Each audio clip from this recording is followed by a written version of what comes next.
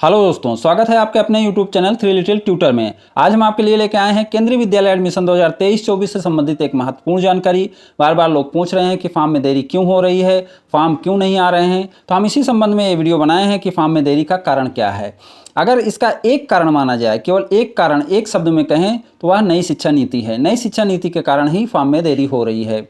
चूँकि जितने भी चीज़ें हो रही हैं, जितने भी बदलाव होने हैं या होंगे, वो सब नई शिक्षा नीति के कारण हो रहे हैं। और नई शिक्षा नीति को लागू करने के लिए बहुत सारी कमेटियां बनाई गई थी, बहुत सारी बैठकें चल रही थी और उनका रिपोर्ट आना बाकी है। कुछ का रिपोर्ट आ गया है और उन रिपोर्टों को कितना हद तक केंद्रीय विद्यालय की गाइडलाइन में असर पड़ेगा, कितना हद तक उनको उसमें शामिल किया जाएगा, इस बात पर भी चर्चा चल रही है। और यही मेन कारण है जिसकी वजह से फॉर्म आने में देरी हो रही है।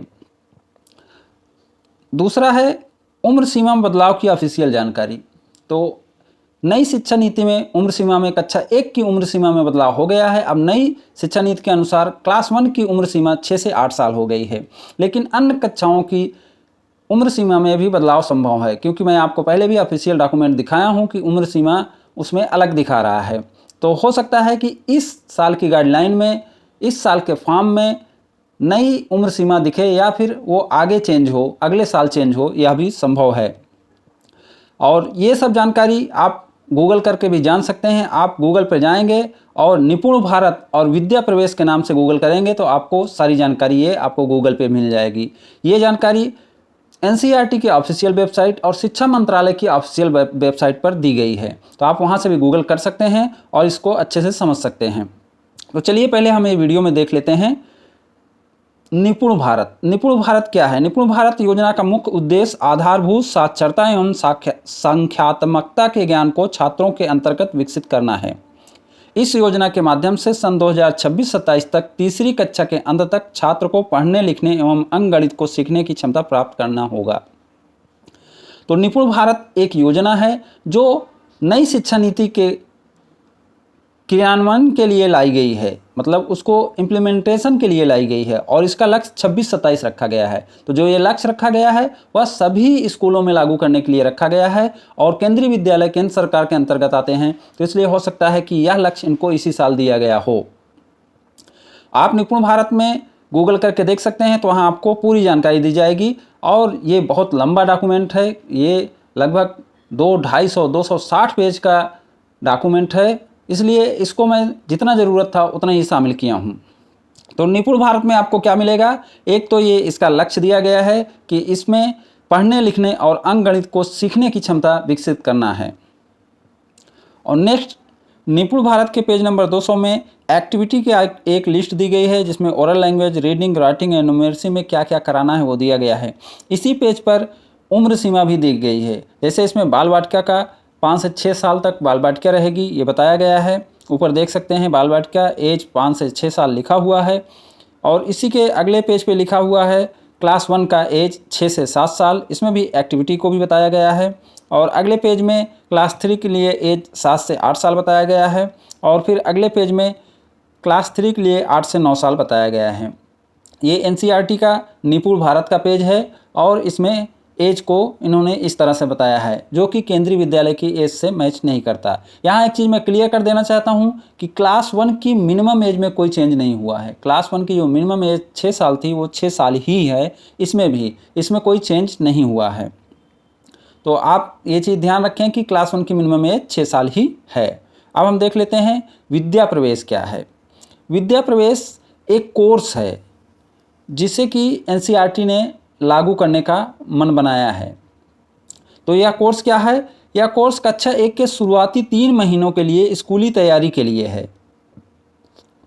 और बाल वाटिका कार्यक्रम कक्षा 1 से पहले का कार्यक्रम के उद्देश्यों एवं कार्यान्वयन को दिशा देने के लिए तैयार किया गया है। यह उन बच्चों के लिए है जो कक्षा 1 में डायरेक्ट एडमिशन लेते हैं। अब विद्या प्रवेश की ज़रूरत क्या पड़ी? जो सरकारी स्कूल हैं वहाँ तो क्लास 1 में डायरेक्ट एडमिशन होते हैं, तो जो क्लास 1 का सिलेबस है एनसीईआरटी का वो थोड़ा सा टफ है, क्योंकि जो प्राइवेट में बच्चे पढ़ते हैं वो नर्सरी केजी पढ़ के आते हैं और उनको बेसिक ज्ञान रहता है। वो क्या खेल खेल में जो शिक्षा का एक कंसेप्ट आया है उसको करके आए रहते हैं। तो ऐसे बच्चे जो नर्सरी नहीं पढ़े हैं, केजी नहीं पढ़े हैं और KG2 नहीं पढ़े हैं उनके लिए विद्या प्रवेश एक कोर्स लाया गया है। और विद्या प्रवेश के भी पेज नंबर पे उम्र सीमा को डिस्क्राइब किया गया है, बताया गया है, तो वो भी हम देख लेते हैं। विद्या प्रवेश के पेज नंबर 17 में दिया गया है फाउंडेशनल लिटरेसी एंड न्यूमेरसी 6 ईयर का एक प्लान है। इसमें 3 से 9 साल के बच्चे शामिल हैं। तो इसमें प्री स्कूल की जो उम्र सीमा बताई गई है वह 3 से 4 साल बताई गई है। प्री स्कूल 2 की जो उम्र सीमा बताई गई है वो 4 से 5 साल बताई गई है।